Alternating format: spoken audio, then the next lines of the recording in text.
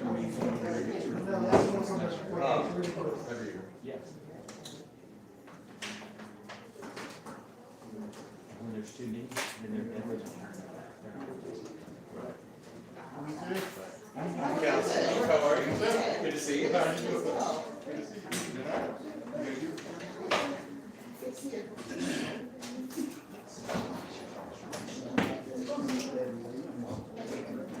I got a little bit of something.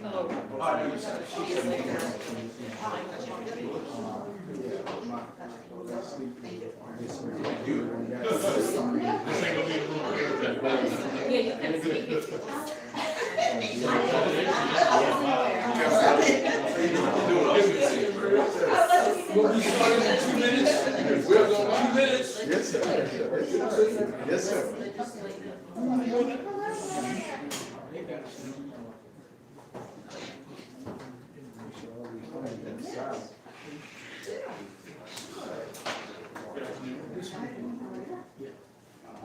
They have it. Yeah.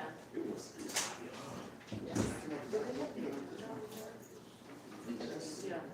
Just has one thing on it. Oh, my God. Yeah. They're all perfect. Howdy. Yeah, I was thinking the legislative priority.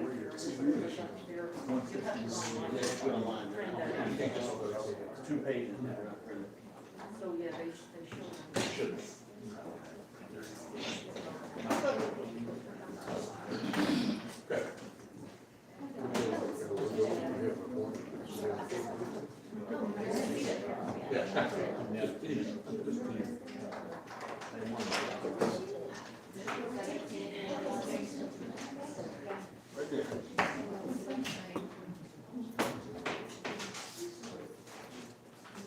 Miss Attorney, may I ask you a question? Well, we have a form of council right now, is it about city? It's about to start, so I'll ask you in between.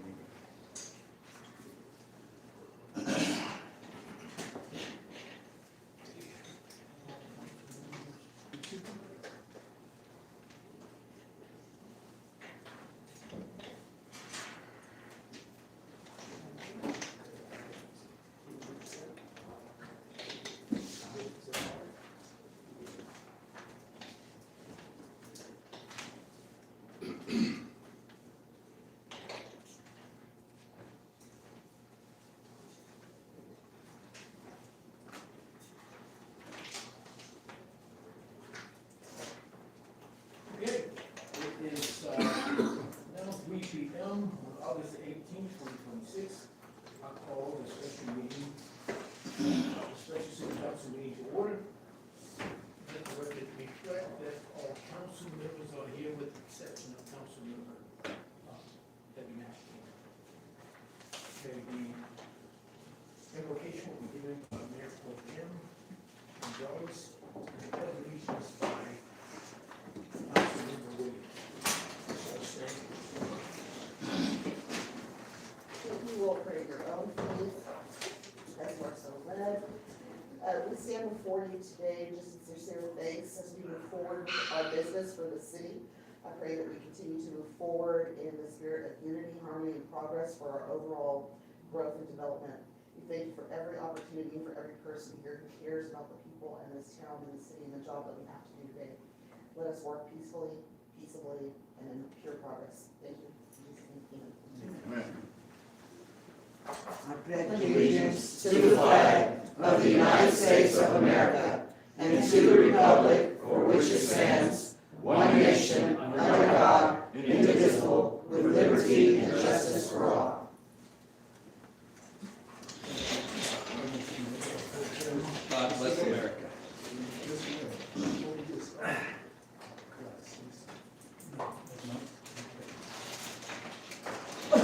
Thank you. Councilmember Williams, okay, council, I need a motion to approve the agenda.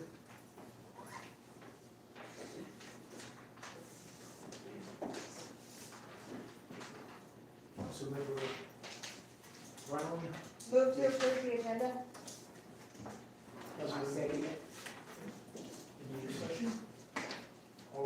signify by raising your hand. Unanimous. 6-2. Mayor, can I ask a question? Yes, sir. So is the 2-minute, 2 times rule in effect? Yes. Thank you. Yes, sir.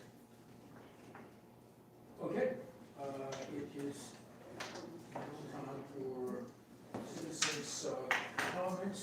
Citizens will have 2 minutes to speak, with 1 minute of time allotted for city council to respond to statements or explanations without engaging in dialogue. Madam City Attorney? please I call. have those tonight. The first speaker is Dr. Sue Nisi Crump. Yes, you can stand here. I don't see a clock. Wait, Up on the wall. We'll do it. Okay. your time. Good evening, Mayor and Council and honored guests. I'm here regarding your legislative priorities and upcoming review of the Stan Schuler Group contract. We are facing massive budget strains, and our number 1 priority, veterans exemption reimbursement, remains completely stalled.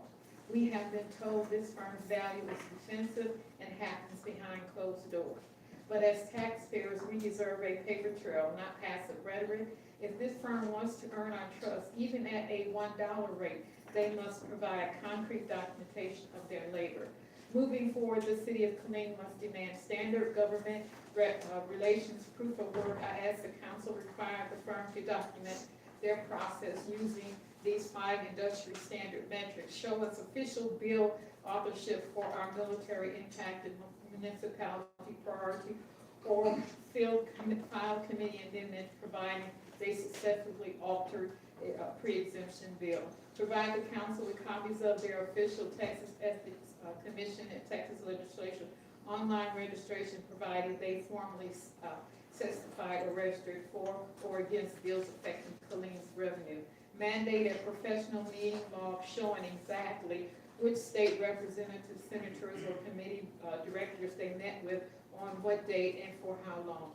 Show this council the copies of the date-heavy white papers and physical impact reports they created and physically handed out to state law makers to pitch Killeen's need. Require monthly or weekly written milestone matrices detailing bill movement rather than waiting for an annual presentation. Tracking 2,000 bills on a computer screen is a passive administrative task. It is not active advocacy. A professional firm tracking our tax dollars should have 0 issues providing this paperwork. If the Schuler Group cannot produce these 5 items, they are not providing their service. They are providing an excuse. I urge the council to tie any future contract renewals or proprietary approvals strictly to these transparent deliverables. I thank you for your time and the 494. Thank you. Thank you, ma'am. Madam Secretary? Yes, our second speaker is Dr. Cameron Cochran. I'm here today to show my support for canceling the contract for the Sluter Group Legislative Consulting Firm.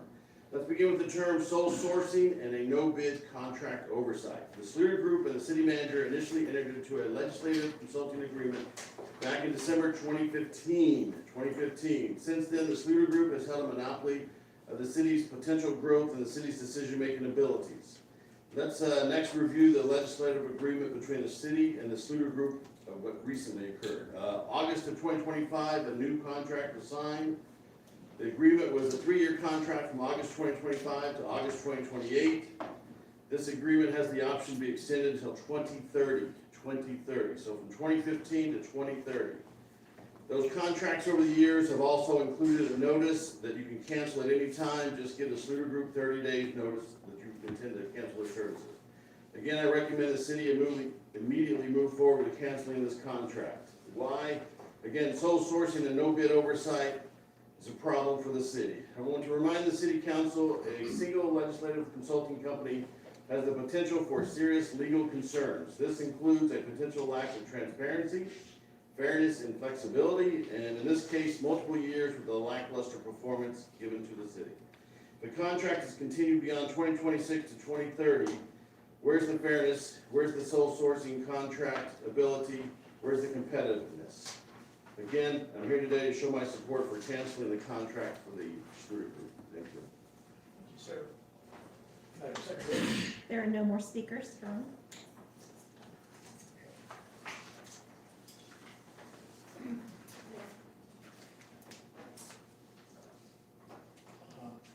Yes, Before we move into discussion, I would like to move to suspend the rules for discussion so that we can have more than 2 minutes to address the lobbying group. I second that. Madam Attorney, is that in order? If the council votes to approve, you can suspend There your was rules. motion by Councilmember Brown, second by Councilmember Bass, that we would suspend the rules. Any discussion? Yes. Councilmember Kimball? Based on the motion on the floor, will there be any rules?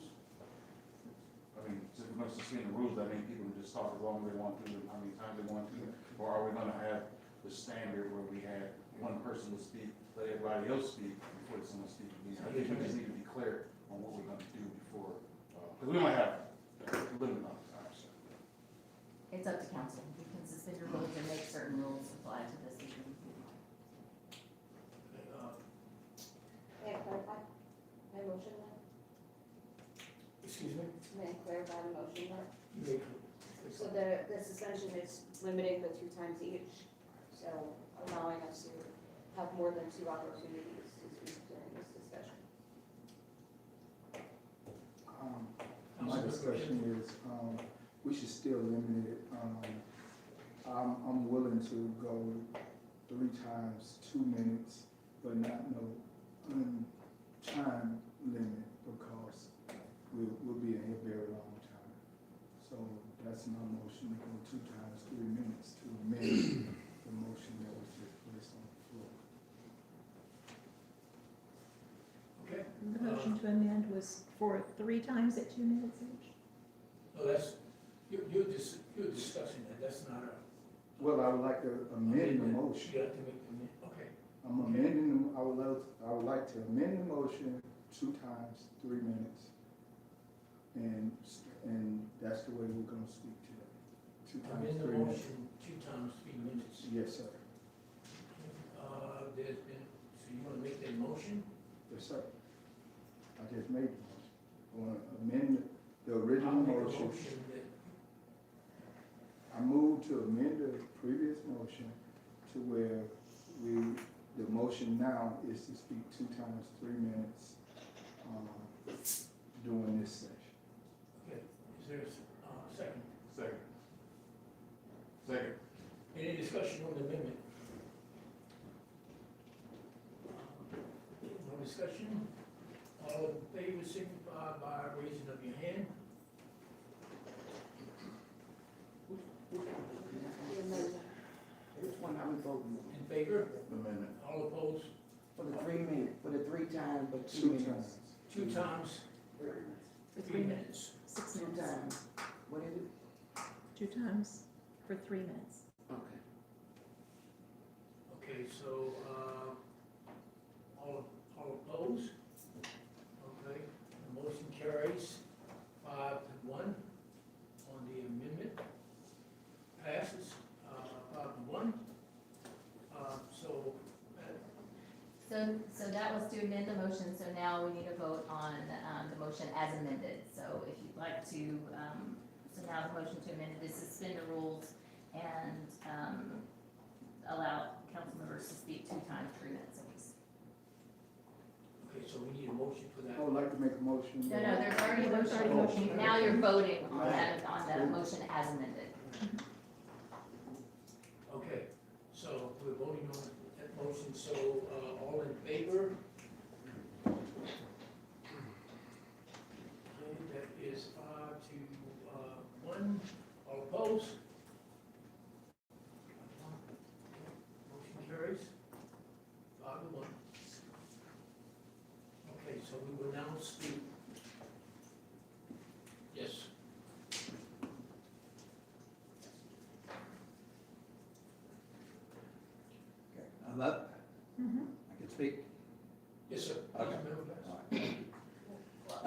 discussion item, or is it something else? We haven't even called the discussion item yet. I'm sorry, we can't speak. I'm just, where are we, on the discussion item? Well, the motion passed, he wanted to say it before we got to the, okay. We'll move on.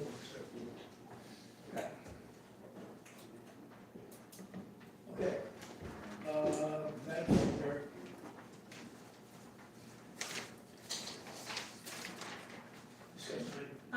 Discussion item number 1, DS-26-073, discuss legislative priorities with the Schluter Group. Ms. Katie. Yes, sir. So Mayor, might be best before there's comments that have the Slater Group give a short presentation. It's up to you how you want to do that. Dan Slater and Brad Slater are here. What are we gonna do now? Well, that's I why want to make sure I understand what we're doing. Yes, sir. Would you like to make a short presentation first, or do you want to respond to comments? Okay, a short presentation on the legislative stuff. I mean, we've got several things to talk about. I mean, I've got pages. Yes, sir. So I'm just trying to figure out what it is you want to hear first. I mean, we're gonna, I assume, I'm sorry, go ahead. First of all, we need to discuss the legislative priorities. So what we already have, I believe we want to talk about what we've already. Okay, first of all, I appreciate you having us here. Secondly, I apologize because we came here several months ago to give a summary of what had happened in the last session of the legislature, and I think y'all ran out of time. You've gone past the time you could, so we didn't get to make our presentation, so I'm sorry, that wasn't our fault. I mean, we were there for like 7 or 8 hours as I was all sitting in the back of the room, and y'all were there at the same time having a good time, I could tell. But because there's so many new members of the council who we have not really interacted with before, I just wanted to talk a little bit about my history. You know, my family moved to this town in 1948, 49, not 1848, but 1948, 49. And Killeen was, population was around 4,000 people, I believe. Camp Hood, they called it, was 3,500. And we opened up 2 hamburger drive-ins. That's the business, this was my stepdad that we started. But I attended Eastward Elementary, went to Rancher Junior High, graduated from Killeen High School, which is the Fairway. I guess it became Fairway and now it's not even anything anymore. Went to Baylor and got my degrees in North Texas, all in business. Ran against an incumbent in the 70s from Barnett, defeated him, and had served 7 terms and never had an opponent. And in that 7 terms, I passed 3 tax bills. Now, you pass tax bills in Texas, and you don't have an opponent, you know, it speaks for itself. I know tough times, and I'm sorry to see where you are, and I sent y'all some clippings here the last couple of days, so that you know many Texas cities are in the same problem. They're fighting the same issues as you are. Some are more critical than some of the things you're dealing with. You really have a narrow range as opposed to them having millions of dollars. But I have been there. I've had to cut dialysis machines. I served on the LBB, which is the Legislative Budget Board, for 6 years. That is the organization that puts together the budget before the legislature comes into session. They have hearings. They're having them right now, and we had to make those decisions. And I've cried in several hearings listening to people testify about the things they need, the life or death issues in their minds. But anyway, having said that, I know there's some very negative things that have been said about me and my company and what we do, and I'm not going to spend any time on that, frankly, because it's not fruitful and they're not true. That's all I can say. It's been suggested by some that you hire someone on the success fee. Hire somebody, based on, if they perform, they get paid. In Texas, folks, that's a 3rd-degree felony. 2 to 10 in the slammer. You cannot be hired based on your performance to lobby the legislature at all. I mean, it is a no-brainer. I mean, you go and I go, we both go. So you can't do that. You wanna hire a consultant, I don't even know what a consultant, I mean, we're consultants, but I don't know what a consultant would be, because once you start interacting with the legislature, if you are working on pro or con issues with them, handing out documents, you gotta register, you're a lobbyist. That's just the way it works. The biggest joke of all I have heard is that we only work 5 months. Any of you who have spent any time in Austin know that's a bunch of bull.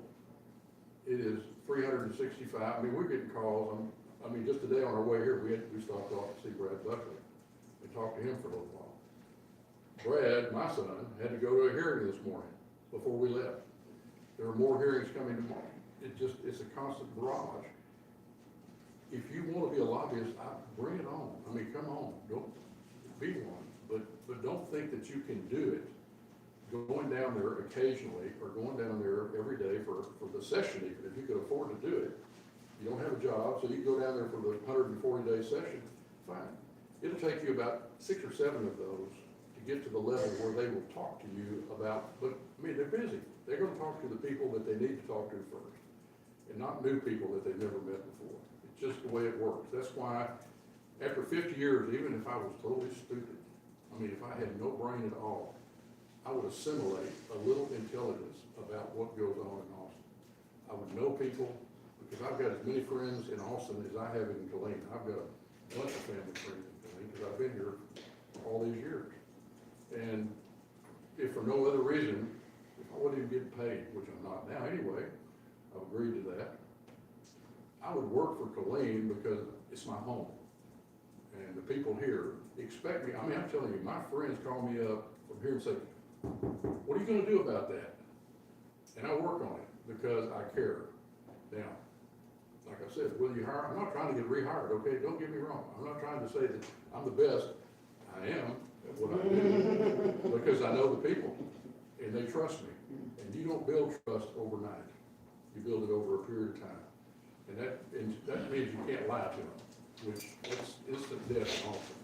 Anyway, the taxpayer funded thing, if you truly feel that way, I understand.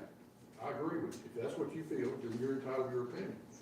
That is part of the Republican platform. It's part of the conservative group's platform because they think they're upset more because we've been classified in cities as the large cities, and we're not the big city. We're not even in that range. There's like 10 of them, urban cities, because they get involved in social issues. They get involved in abortion. They pass bills about who you can hire. I mean, they get involved in all this stuff. I've never seen anything come out of this city council in all my years that even gets into those things. You deal with fiscal issues and issues that are meaningful to the people of Killeen. Up in the big cities, they have time to do all that other stuff, and they spend a lot of money doing it. Austin is a bellwether for all, I can almost say for all the problems we have. It's by far the most liberal city council in the state of Texas. What do they call it? They call it not the Republic of, People's People's Republic of, People's Republic of, yeah. And we believe it. I mean, because I live there. I mean, that's what they do. They just think up ways to spend money. You would never spend money like that. Never. And so the legislature, because they don't want to address a bit specific problems, they just bring us all into the problem. And that's like the disabled vet deal that we're going to talk to in a little bit. We are being treated like we're everybody else, and we are. And I have invited chairman of the committees, come to Killeen and look at my gold-plated streets. Come and look at, boy, everything, there are no overhead wires. Look down Rancier. Look down Rancier Avenue down there that I used to drive in the malt shop every day after basketball practice. You look down that street, you can't see anything but wires. I mean, it's just everywhere. And I said, the city doesn't spend, they don't have the money. Of course they would like to clean that up, but they don't have the money to do that. So I'm telling you that if for no other reason, having been raised here and grown up here and the people that I care about here, I can deliver the message better than anybody. You wanna have a bidding process? Fine, have a bidding process. You're gonna find out that most consultants representing most of the cities around us are making a lot more money than we are. Most of them are. They don't have a bidding process either, by the way. fine, fine. If that will make you happy, if that will help you with the people that elect you, that's fine. Other than that, the interim issues that I wanted to mention, just because we were talking to Brad Buckley about those. If you don't think anything goes on in the interim, think about writing $1,000 check every day for every fundraiser you had to go to. How many we figure out there are? Fundraiser? Yeah, 15 this week. just 15 this week. They started 1,000, maybe some of them started 500, 5,000, 50,000. I mean, most of these house members, anybody that were chairman, they've got $1 million in their campaign accounts. Money is the driver in Austin. So I write personal checks to people, and that's where a lot of my money goes. I write personal campaign checks. And if you're from New York originally, you know campaign money up there is a big deal, right? Yep. Yes, sir. And it's the mother's milk of politics, they call it. But amongst all this stuff that's going on, we've got all these fundraisers. We just had a school finance lawsuit, and I sent that out. It's in a big pile of deal, but press releases. Midland is suing the state of Texas on the educational system. I think they're gonna prevail. That's gonna take down the education system, and it's gonna have to be rewritten. There's a thing called Robin Hood. That's where the big cities that have a lot of money, they have to send to the smaller cities. It was a bad system when it was designed, and it's even worse now. Austin has to spend $600 or $700 million, About $1 billion. $1 billion a year they send out. They collect the money and they have to send it to other school districts. Now, I'm not defending Austin, I'm just saying there's something a little wrong with the system that takes local tax dollars and sends them someplace else. So that's one of the things. The governor wants to abolish local energy companies. Did you know that? He's taking a local energy companies, and they're saying that's gonna drive up utility prices. Well, I don't know about that. We'll find out whenever they have the hearings. AI, craziest thing going on. I mean, this is things going on right now. AI, this is the interim. This is not with the legislature not in session. Everybody, the country folks, I mean, even the Republicans and the liberals have gotten together on this issue. They don't like AI.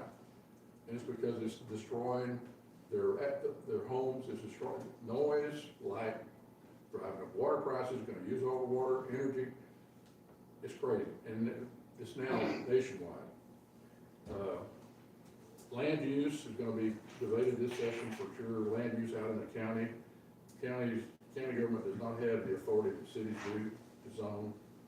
I think they're gonna have some of that if they're gonna do anything about AI, but land use in the county.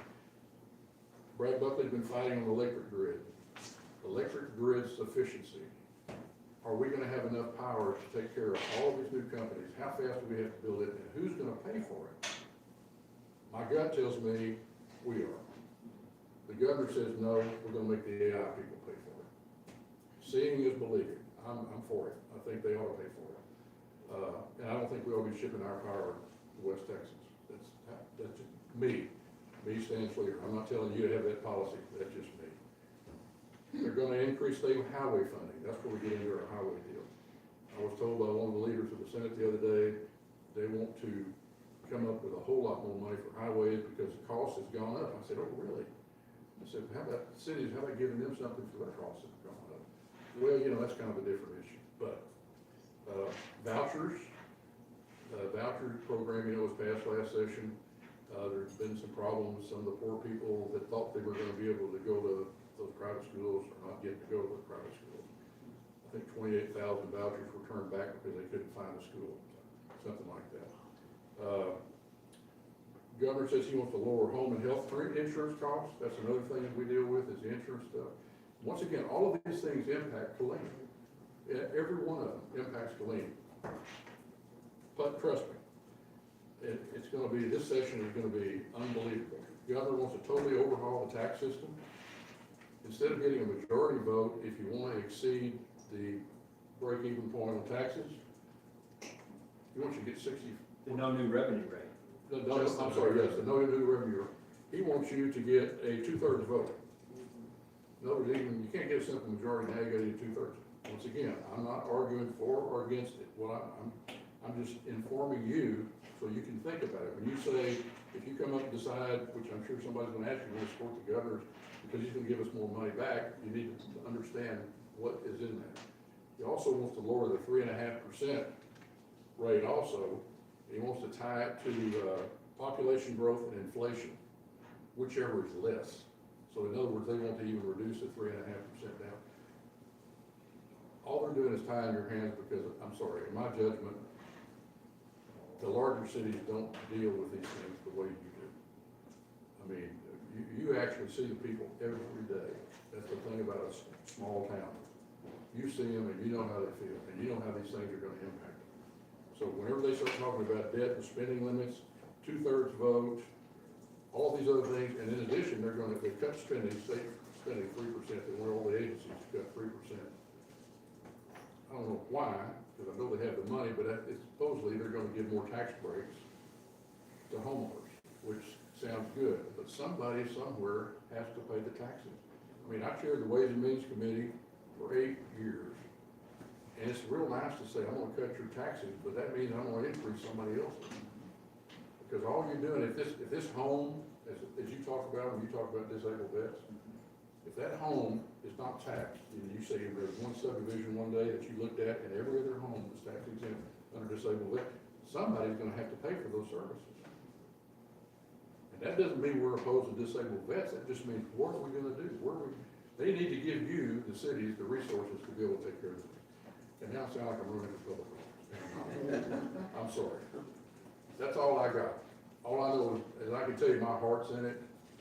I understand the issues, because after 50 years, like I said, even an idiot can absorb a little bit.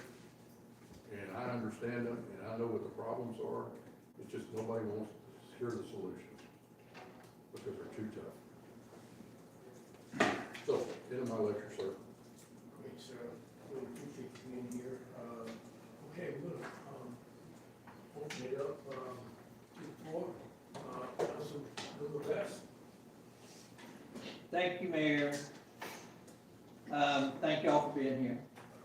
I strongly disagree with many things you just said, but we're not here to debate.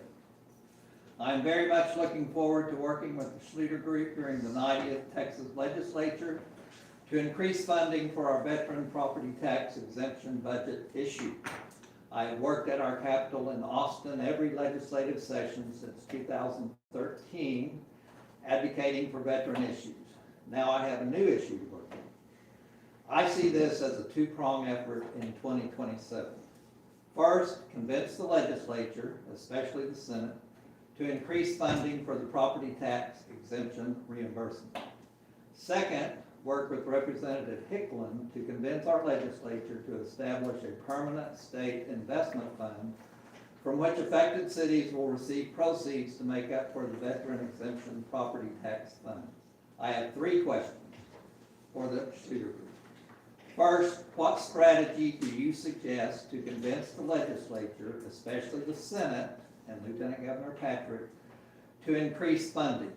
Second, what is your opinion of Representative Hicklin's idea of a state investment fund focused on veteran property tax reimbursement for affected cities? Third, how can we council members participate in the 90th Texas Legislature on behalf of our city? Can we rely on you to coordinate with our city manager to set up meetings with key legislators and get us in front of committee hearings to testify about the property tax exemption? Again, thank you for being here. Thank you for meeting with us. Thank you for all you've done for Killeen. Thank you. All right, so the DV exemption, yes, the holdup continues to be in the Senate, and we just spoke for a moment about this. We really need our senator to lead and advocate to the lieutenant governor. And anything you can do to get that done would be wonderful. You understand that we passed through the House session before last, $1 billion. We reimbursed with one bill every tax entity in Texas. It passed the House with 130 plus votes. Went to the Senate and died. I mean, you know, and if you were listening, if you watched the hearing we had on the bill that Hillary Hicklin passed this last session, both Mr. Cagle and the the county judge spoke eloquently about, we're all in support of blah, blah, blah, but please do not add any more cities or any more entities without more money. And that's precisely what they went ahead and did. And the senator, our senator, looked at us in the group and he said, the Senate does not have an appetite, this is a quote, an appetite for any more money. The chairperson of the committee said, we need to have guardrails on this program. What she meant by guardrails was that there needed to be a limit either to the amount of cities or the amount of money. Or both. And understanding that there's no limit to the number of disabled veterans that will continue to move to Texas. I mean, that's just the way it is. The numbers keep going up. I understand it's slowed down a little bit, but not much. But that is the attitude of the Senate. As to Ms. Hicklin's bill, we don't know much about it. We basically heard about the framework of it. A permanent fund that generates money to take care of the current number of people is just wonderful. Great idea. And I think we, Killeen, would support that. I think we, the group, would support anything that gets more money into the program and shores it up so that we do not have to deal with these losses all the time. And I think the thing most disturbing to me is the fact that the constitutional amendment passed with a fiscal note attached to it that said, no fiscal implication. BS. The fiscal implication, nobody, anyway. So that's what we're dealing with. And the House has always been, the House members have always been willing and most supportive of what we've been trying to accomplish. But the Senate is just like, they're not listening. And so I think you had an idea. I know you had multiple questions, but this ties into this first Yeah, question. did I answer No, that? we'll answer the third one in a second. The third one about Yes, engagement. we can coordinate, we'll be happy to coordinate your coming down to speak on any issue. Okay, but what I did not just hear is a strategy. Is it what? I did not hear a strategy just now. Okay, well, I heard a lot of words, I did not hear a strategy. okay. I don't know. We do not have a bill concept right now, even speaking with our legislators on how a bill might fix this. Right now, the most practical method is the budget play that we worked on last session, that your reps work on all the time. This is their number one issue, they know it.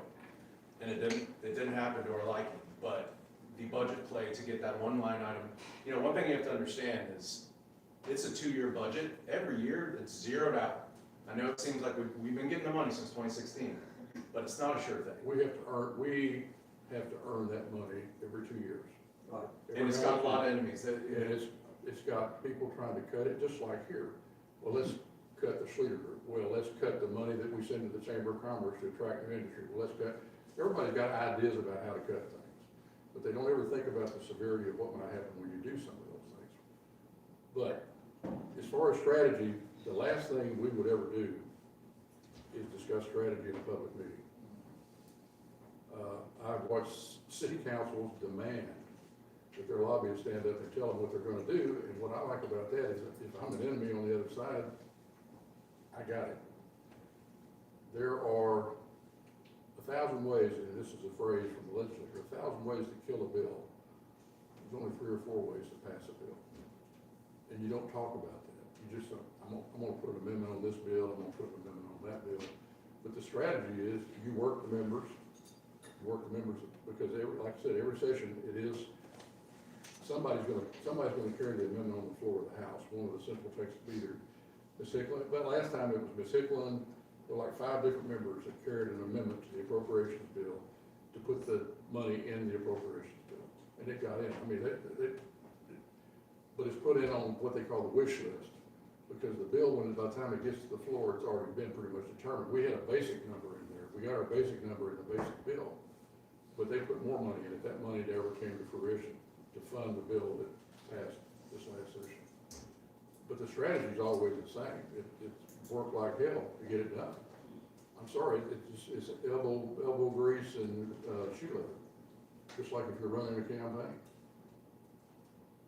Well, I'm astounded that we're going to say that our strategy is so top secret, we cannot discuss it with the city council. I'm astounded I'm sure you because are. I do not believe there is a strategy. Thank you. All right. Mayor Pro Tem? Thank you. So we've had this conversation when it comes to especially the disabled veterans tax exemption, and how we can approach this. Obviously, this conversation's happening all around, the United States. Going to National League of Cities has been instrumental in hearing from other cities our size that are dealing with the same challenge and the same problem that we're facing. Again, not with the veterans, not them specifically, but the state-funded mandate that is not funding that order. I think, and it's just me, Mr. Cagle, and you can tell me what your thoughts are, but what I'm thinking is, I believe that you put a face with the situation.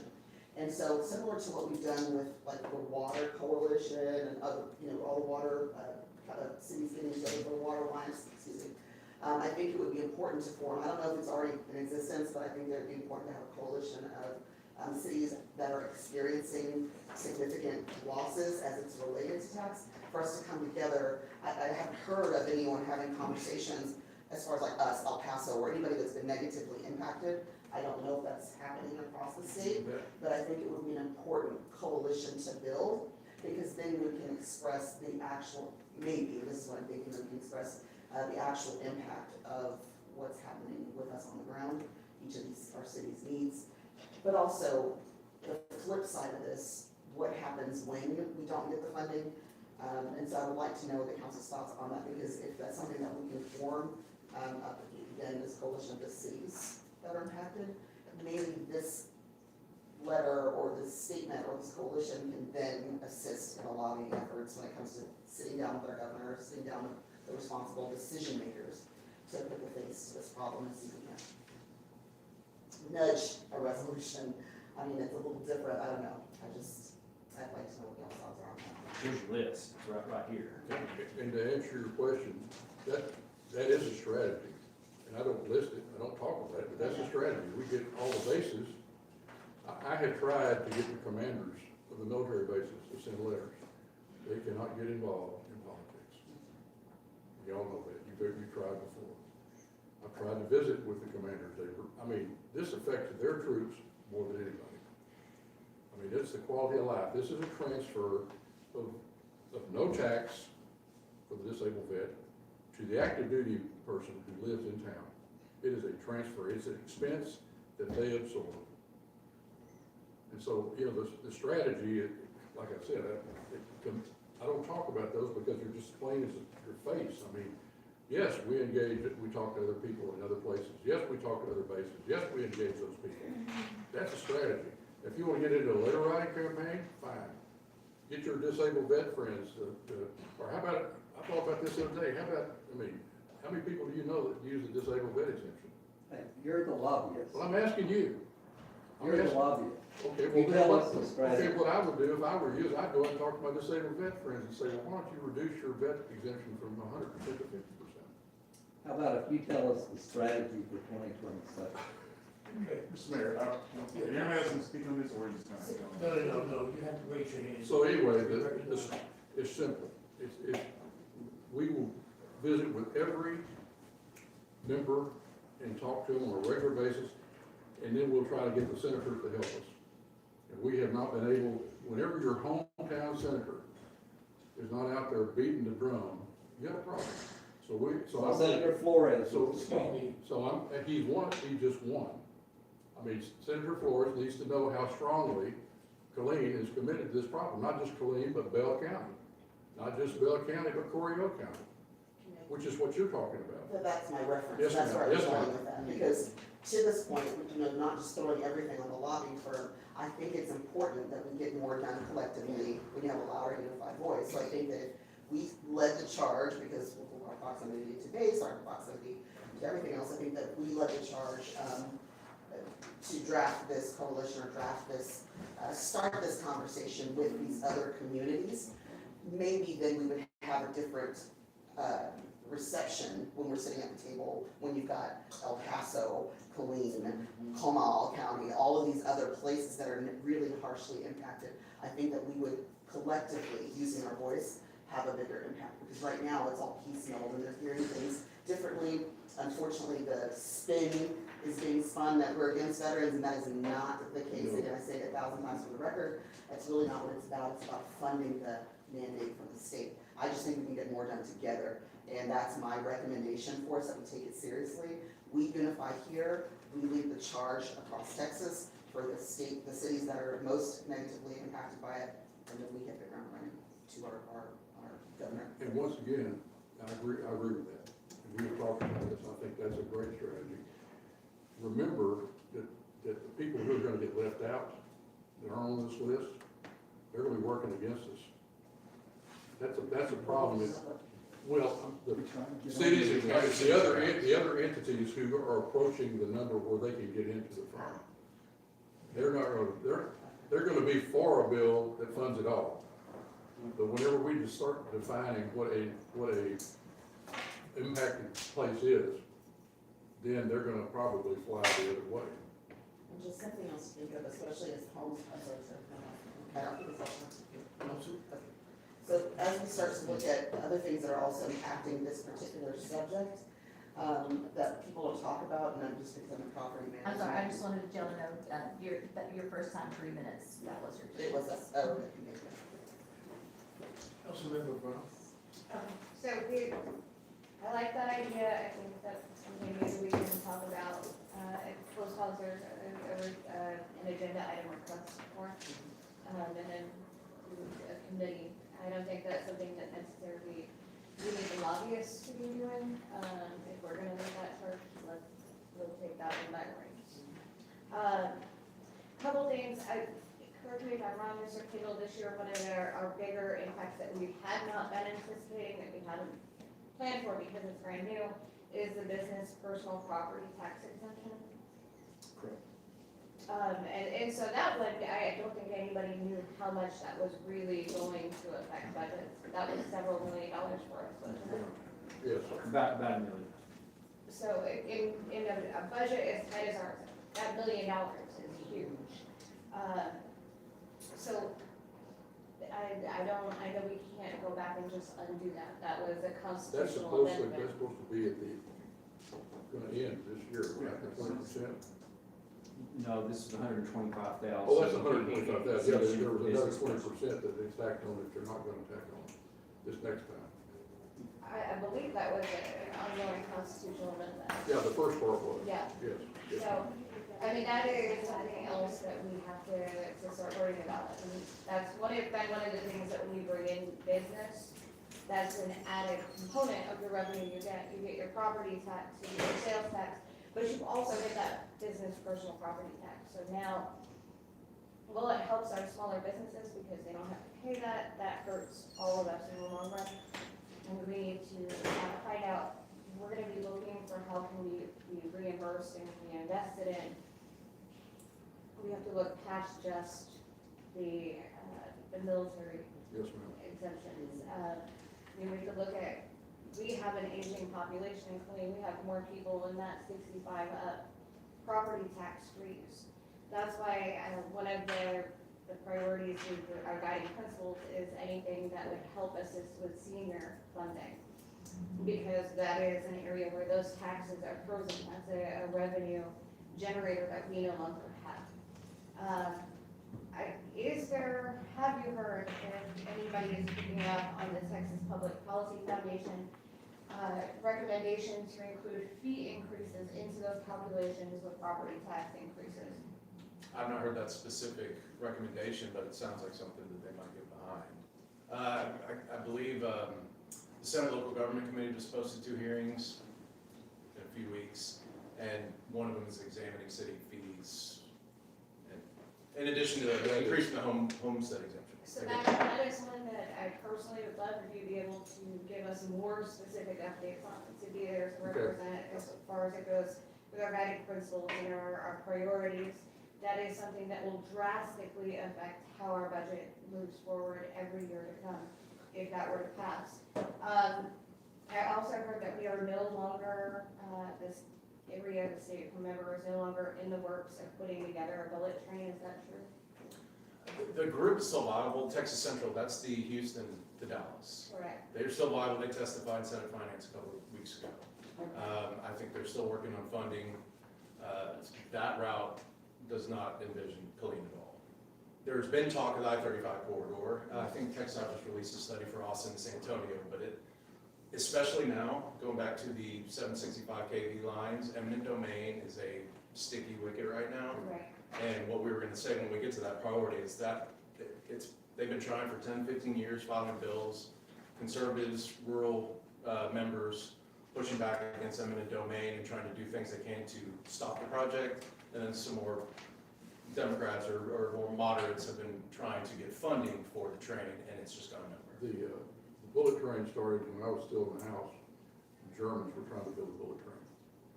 I actually went over there and rode on the 212-mile-an-hour airplane. I mean, airplane, train. It's a little blurry.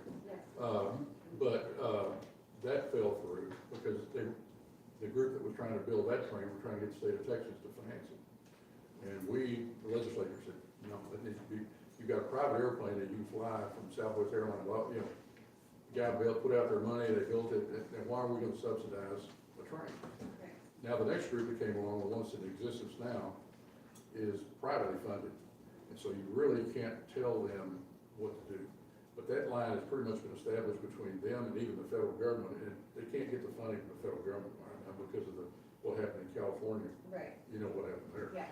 But it's designated, of course, you go along what'd you say? 45. It's all East Texas. And those people over there are doing everything they can to stop it too.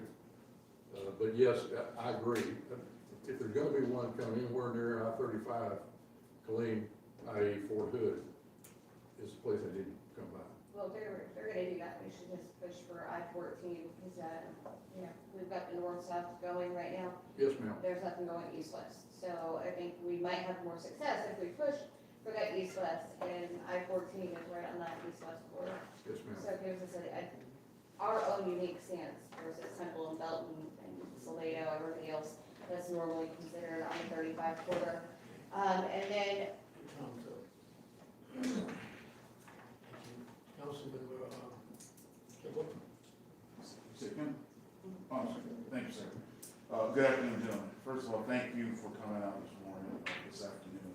My time is limited, so I'll just get right to my comments and questions. For the comments that I have heard that a lot of this isn't needed, or you only work 140 days a year, it's just short-sighted. I think, having done a lot of, federal, on a very minute issue when it comes to veterans in DC, where we go twice a year. I mean, I can imagine having all these issues where you have to do it constantly in Austin, where we have to do it twice a year. So I just thank you for the work that you do and the value that you bring to the veterans and to the city here in Killeen. First question, Mr. Cable, when it comes to bidding out, is the city required to bid services out when we work consulting? I don't think we are required. Yeah. No prohibited. That's what I thought. So people say never bid them out. I thought I was clear with that. Now, the law's changed with law, but You can do competitive RFP, or request for proposals rather than a bid, and we would be required to do that in the future. To the Schluter Group, when it comes to data centers, there's a lot of talk. And when it comes to, again, we want to discuss strategy, but I think that whether which side you're on, for or against, it's coming. I think that we're going to be hard pressed for data centers not to come to town. So when it comes to strategy, I would like any research that you could bring to us, how we can take advantage of it, so we can make money.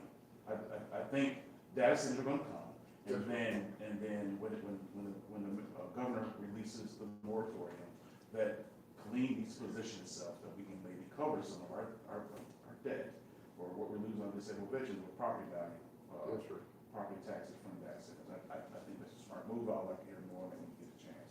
When it comes to the DV exemptions, I think, one of the strategies that we should consider is military readiness.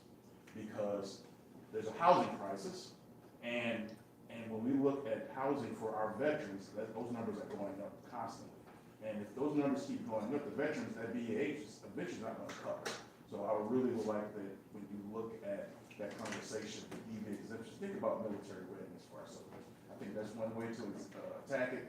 Then Senator Flores and Senator Pfluger, particularly Senator Pfluger, who's a veteran, I think will definitely get behind it when it comes to military readiness for our soldiers, for a place to live. They don't have to worry about when they are deployed, they don't have to worry about rent and, things being taken care of. We can their BAH cover housing and clean, so, because that exemption, somebody's gonna pay for it. Whether you're renting a place or you own a place. If you're renting it, your rent is covering the tax bill on that. So I think our strategy should be focused on military readiness, in addition. And I will tell you, I'm sorry that I don't have a specific strategy right now, but I don't even know who the chairman of the committees are gonna be. So I can't develop a strategy until we can have, nobody's ever really wanted to get that involved before. We get people to come to Austin testify all the time. It's not a new thing. But if you want a specific strategy, we can develop a specific strategy. With your input, by the way. Absolutely. Councilmember Kidd. Hey, how everybody doing? I like this book, I just picked it up.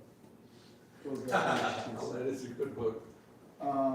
But I get, like you said, what you said with the strategies and everything. I think, and I mentioned this to Mr. Cable before, the state created the veterans exemption, but there is no checks and balances. And what I mean by that, we have people that don't live in Killeen, but are receiving tax credits. And we've been told that, and we've asked, I'm sorry, go ahead, I'm sorry. And I just think we need to have checks and balances on that, create some type of matrix where it goes throughout the state. If a person moves out of Killeen and they move somewhere else, and we can Absolutely. figure that out. Something needs to be put into place with that. And a lot of people fail to realize I'm a veteran, and a lot of the veterans say, like Mayor Pro Tem said, we're trying to cut the veterans exemption. No, we're not trying to do that. I need everyone to understand that my kids and my grandkids are suffering from this exemption. And what I mean by that is even the revenue that we have not been recouped, we could have had a new city hall. We could have had money invested in other places to have a community center on the west side of Killeen. And so that's what needs to be understood, that not being made whole is really hurting this city. And we had Hicklin say one thing, but when you go per capita on something, then it may make it look like Harker Heights has just as many veterans as Killeen. But when we go true numbers, it's not even close. No. Not even close. And these are tactics sometimes that are used as what I say, deception, camouflaging the real facts. Just basically, I don't think we would be in such a crunch. With that revenue, we wouldn't be talking about so much as balancing our budget right now. Right. And that's all I have. Agree. Council, Mayor Pro Tem, and then Councilmember Brown. So to your point, sir, I think that's very valid. I believe, please correct me if I'm wrong, the conversation was that there is no mechanism, so I was gonna go earlier. This was brought up years ago, by people that were saying, okay, well, if we're gonna put this in place, if we do this, we need a mechanism to track it. And unfortunately, there's not a mechanism that was ever put in place for this. Meaning, right now, as I'm in property management, I've got people that have multiple exemptions on multiple houses in this area. Or if somebody goes to Georgia, they've got one in Texas and they've got one in Georgia. Or, so there's not a, so I believe it would be the appraisal district would be the only place that makes sense. And they have to, That, yep, They have to talk no, to it's, them. no, absolutely, and we tried to work that out last session. The appraisal districts kill the bill because they don't wanna talk to they don't wanna have to share each other's information. It's pathetic. I mean, that's state government at its worst. So, and this is where I get the fact that the faces with the challenges, because they're hurting. You're putting on a silver platter, saying that you're slicing the throat of the people that you claim you're here to serve. You're hurting our veterans ultimately. We're gonna have to cut services, to your point, we're gonna have to cut all the things that are essential to our service members. In the end, if this continues down this path, it's going to hurt the people that we claim we are here to serve. But that's- yeah, and you've got it'd be good to share your stuff with some people that we know that need to hear you talk about multiple places, and they got multiple locations, and they got multiple exemptions. that's happening. Councilmember Brown. With that, there are provisions within the state law that do allow veterans to claim exemptions on multiple properties, whether they're homesteaded or not. So that is some place where I think. But you only get it once. The 100%. The 100%, Yeah. like if I can take, if I'm a veteran who's 100% rated, I can get 100% on property A, I can take 30% on property B, C, D, and E, and I can get tax deductions on my business property also.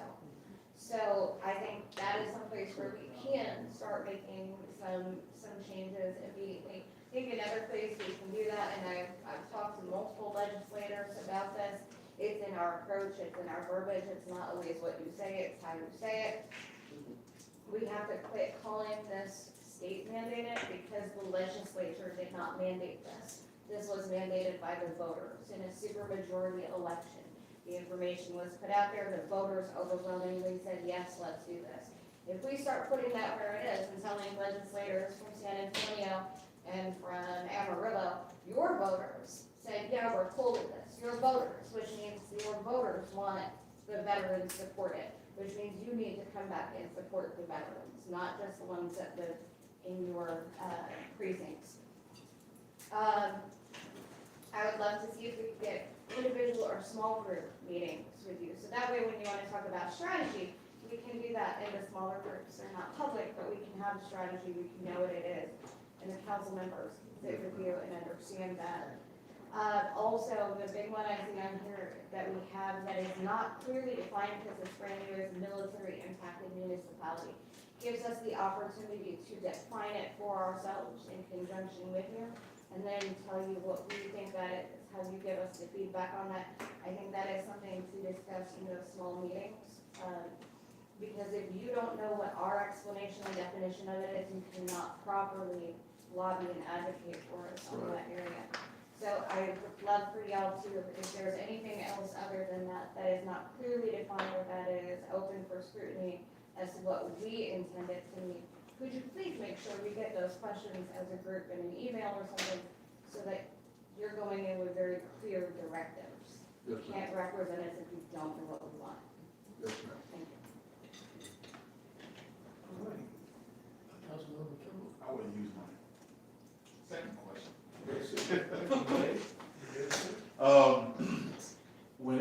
When you look at our action priorities, are there too many? Because I know you guys have a lot going on, and we come to you with 11, 12 action priorities. We've had a big table discussion. Maybe it's too many. Maybe we need to get down to 2 or 3. Everybody. Yes, are they important? Yes, but does it have more impact for you if we had like 3? I know, because we know DV exemption is going to be on top of the list. There's other things on here that I don't think need to be tiered, or you work on them as you get a chance to do an update on it. I'd like to hear your opinion on that. Secondly is that, well, I'm going to come back to AI, because I think at the end of the day, it's going to be taxes, it's going to be the DV exemption, it's going to be AI.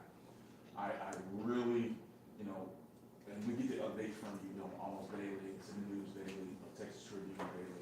We've heard Judge Blackburn speak on it very eloquently recently.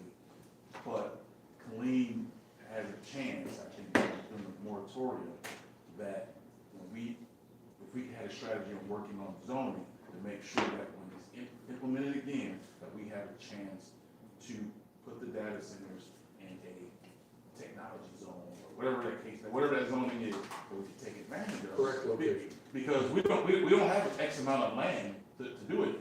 And I think now that we get it zoned for it, because there's, West Texas probably has some of the best examples of how they've done it, that we can bring that to a smaller scale here to make sure we take advantage of it when there's a chance to build it back up.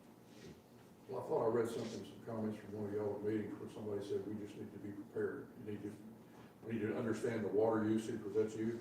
Water usage and electric usage, and that way we can identify locations. I couldn't agree with you more. I mean, and that's not like tomorrow, that's like now. Because despite the fact he said he's closing the door, we're still opening new ones every day. Because there's a list of people out there that were in the office that they said they're gonna turn loose in the controller's office. So, yes. And I'm sure West Texas communities have went through this, and I'm sure they have some good and bad, pros and cons of things to not do. I would love for you guys to bring that back to us and so we can do it right now. Yes, sir. Yeah, the city has tools to decide what kind of engagement they want with data centers. That's why they're all going to the unincorporated part of the county. And I don't see this legislature granting counties more authority, maybe on one specific issue like data centers, but that's generally not something that they. Yes, it depends on where the water is at. That's right. That's right.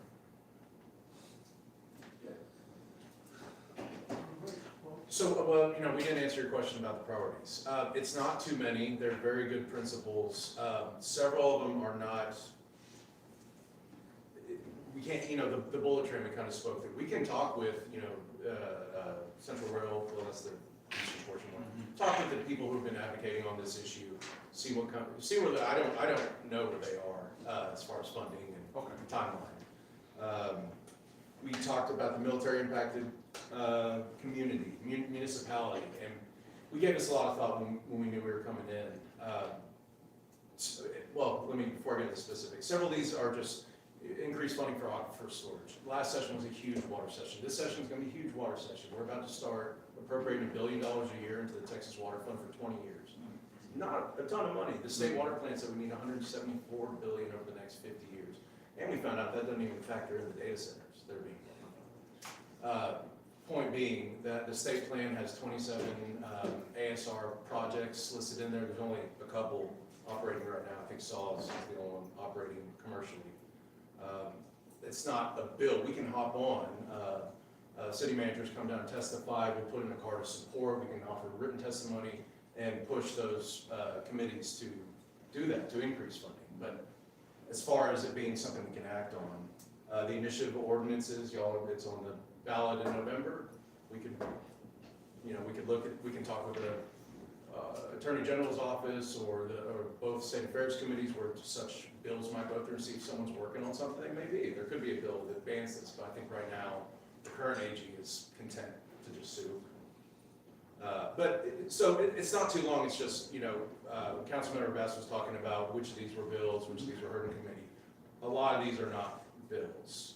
The DV exemption could be a bill. House Bill 2894 last session was a bill, but one thing to keep in mind, bill pre-filing starts in November, only a couple months out.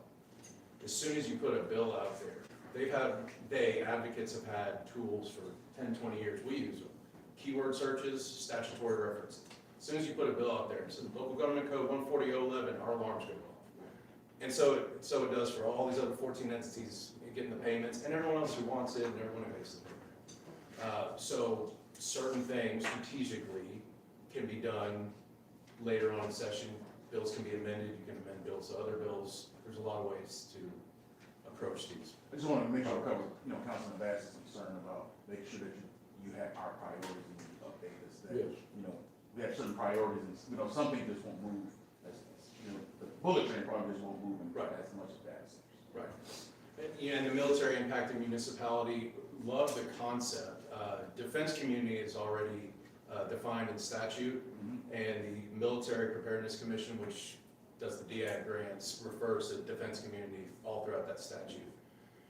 One thing to be leery of is if we do try to pursue some sort of special designation as military impacted municipality, which I love because some of our neighbors don't provide services and basic services to the military like the city.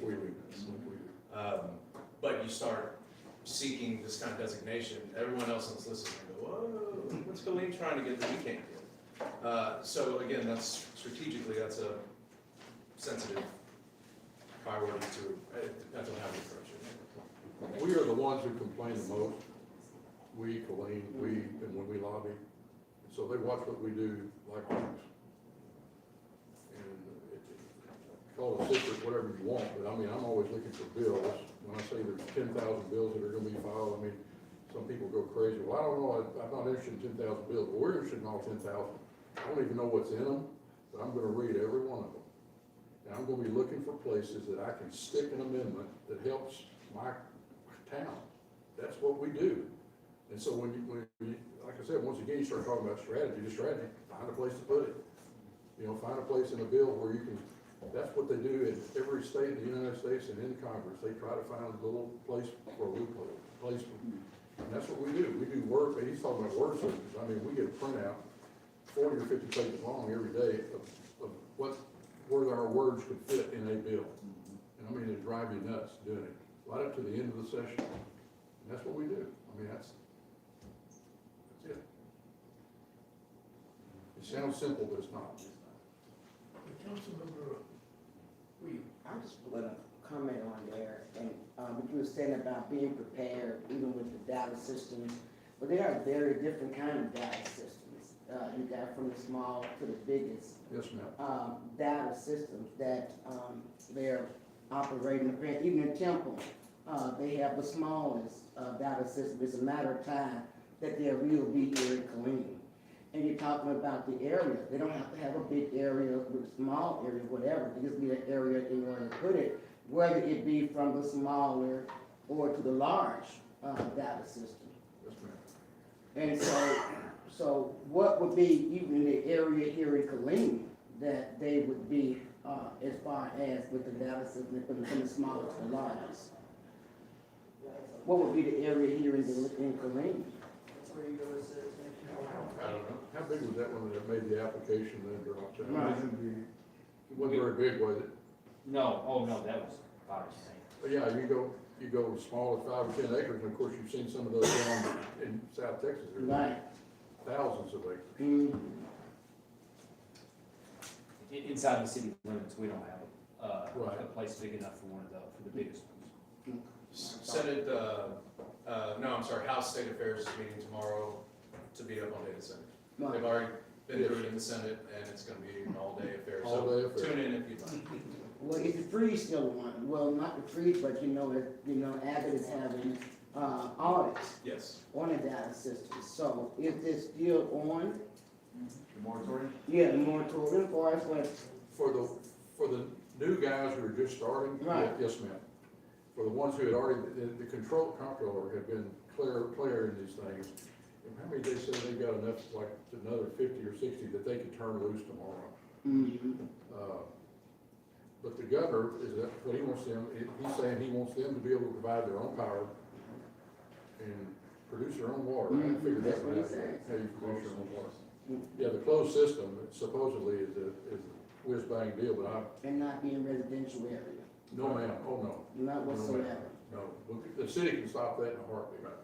So the myth then about the data system be at my next door, my back door, is that still a myth or is that? Well, it's a myth unless you live in a rural area. Okay. That's what you're reading, is you're seeing these people in my backyard, next to my ranch or my farm or whatever. But no, not in the city. I think we'll know if it's back on the day after the election. I don't know how. I think so too. I mean, the incumbents have a lot of headwinds. I don't know.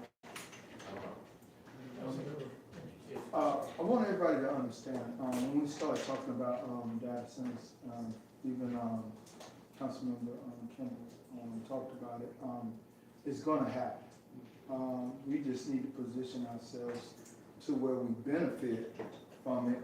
And what I mean by that, we can talk about electricity and everything, but Temple is actually moving ahead and they are light years ahead of us. And we talk about the electricity, no matter what, whether it's in Temple or it's here, the same, we're all on the same grid. Yes, sir. So the electricity is being pulled regardless, and there's no need, just me talking, there's no need for us to continue to sit back and not reap any of these benefits, because these benefits are coming to where we can get these data centers to maybe help out with the parks, build some stuff on the west side, finish some stuff on the north side, help out with the roads. These are the things that we can put into place, and we just, I think Councilwoman Brown wanted to talk about data centers and start putting some things, some rules in place. I think that's good. But we need to be prepared, not be left out in the cold, because it's coming. Whether or not we put it here or not, we're all on the same grid. You let cold get it, it's on the same grid. So we have to start looking out for the best interest of the city, because it's a revenue base too. So we have to start thinking about that.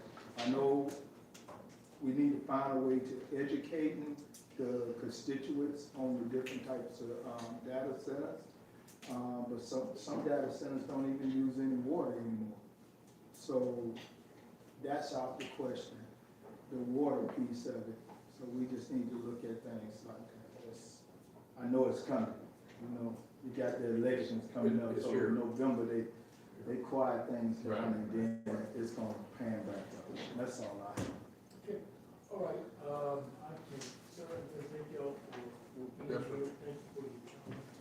Really appreciate you coming around and just, coming out and discussing it. Really appreciate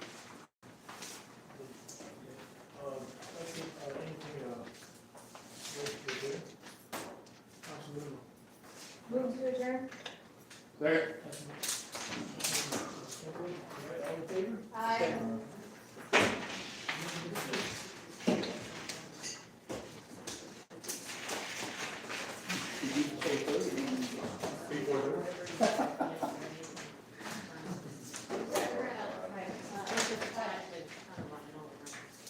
Let the councilman know.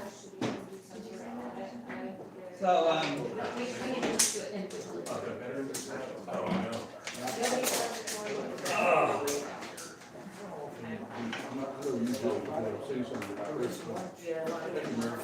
say something. Thank you, Mayor. Yes, sir. Thank you, Mayor.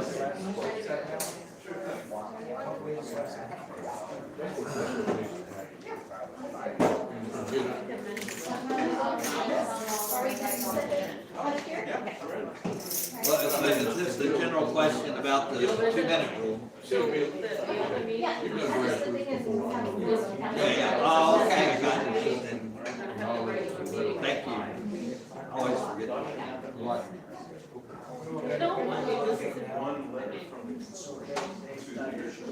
The next one?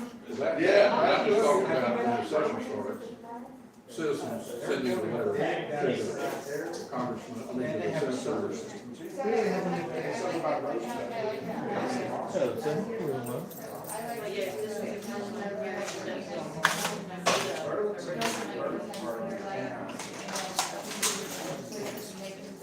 Look, I have.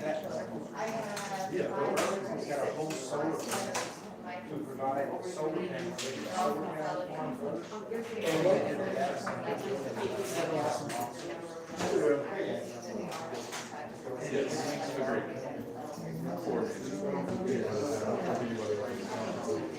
Don't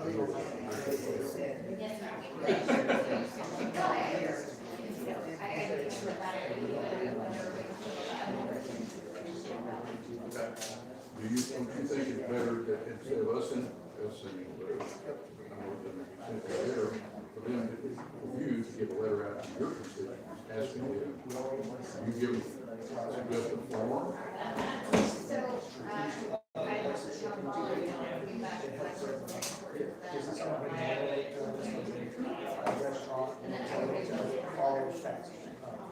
and it's gonna help.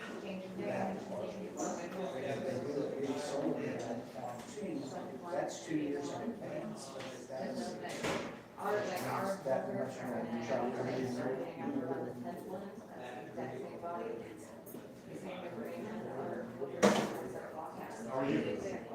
The state rules that are the same way. So everything is technology now.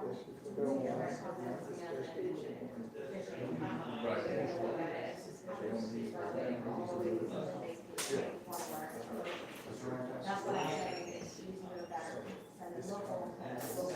Well, I'd like your input on that. I know you've got his email address, you got mine too. If you would, I would appreciate what you think this grassroots list look like. Yeah. When he asked me about strategy, I mean, we're not even thinking strategy right now, we're just trying to get ready for the session. Well, yeah, you can't, first of all, you can't strategize if you don't know what clarity. That's why I said we Right. can't, like, we need to clarify some definitions. He's right, I mean, it's time to start putting in bill draft requests, it's high time, but